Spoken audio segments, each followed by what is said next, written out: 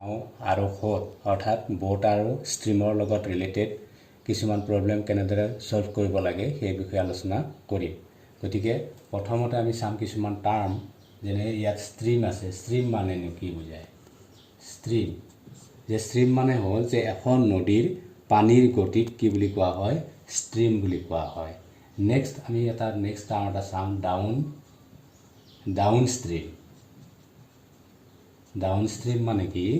যদি নাওখনে ষ্ট্ৰীমৰ দিশৰ লগত গতি কৰে, তাৰমানে সোঁতৰ দিশৰ লগত গতি কৰে, তাক কি বুলি কোৱা হয়? ডাউনষ্ট্ৰীম বোলে। তাক কি বুলি কোৱা হয়? ডাউনষ্ট্ৰীম বুলি কোৱা হয়। আৰু নাওখনৰ স্পীডটোক কি বুলি কোৱা হয়?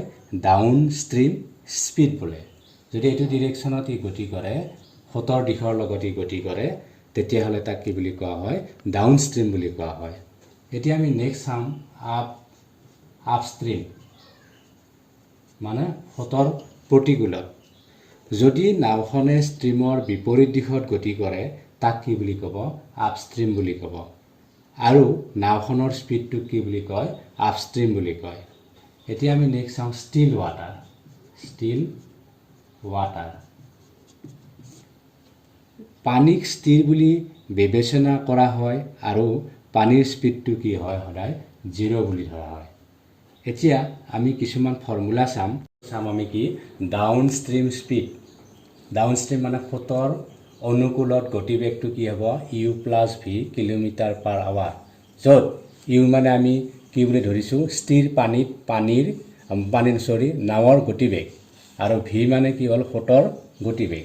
ঠিক তেনেকৈ আপষ্ট্ৰীম স্পীড, তাৰমানে সোঁতৰ প্ৰতিকূলত গতিবেগ u-v, য'ত u মানে স্থিৰ পানীত নাৱৰ গতিবেগ বুজাইছে আৰু v মানে কি? সোঁতৰ গতিবেগ বুজাইছে। ঠিক তেনেকৈ স্থিৰ পানীত নাৱৰ গতিবেগ, ষ্টিল ৱাটাৰত নাওখনৰ যিটো স্পীড হ'ব, half of downstream speed plus upstream speed. তাৰমানে এইটো ডাউনষ্ট্ৰীম স্পীড মানে হ'ল সোঁতৰ অনুকূলত গতিবেগ, আৰু আপষ্ট্ৰীম স্পীড মানে সোঁতৰ প্ৰতিকূলত গতিবেগ। ঠিক তেনেকৈ সোঁতৰ গতিবেগটো কেনেকৈ উলিয়াম? Half of downstream speed minus upstream speed. তাৰমানে সোঁতৰ অনুকূলত গতিবেগ মাইনাছ সোঁতৰ প্ৰতিকূলত গতিবেগ। গতিকে সোঁতৰ গতিবেগটো উলিয়াবলৈ মাইনাছ কৰিব লাগিব, আৰু স্থিৰ পানীত নাৱৰ গতিবেগ উলিয়াবলৈ ডাউনষ্ট্ৰীম স্পীড আৰু আপষ্ট্ৰীমটো যোগ কৰিব লাগিব। কি দিছে? যে এজন ব্যক্তি স্থিৰ পানীত 15 km/h গতিবেগেৰে সাঁতোৰে। যদি সোঁতৰ গতিবেগ 5 km/h হয়, তেন্তে ব্যক্তিজনে 80 km সোঁতৰ অনুকূলত, তাৰমানে ডাউনষ্ট্ৰীমত যাবলৈ কিমান সময় ল'ব? এতিয়া এইটো আমি চাম কেনেকৈ কৰিম। যে আমি কি উলিয়াই ল'ম? প্ৰথমতে সোঁতৰ অনুকূলত গতিবেগ, অৰ্থাৎ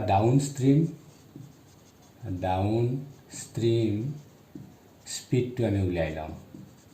স্পীড ইজুকুৱেল টু আমি পাইছিলোঁ ফৰ্মুলাটোত u প্লাছ কি আছিলে?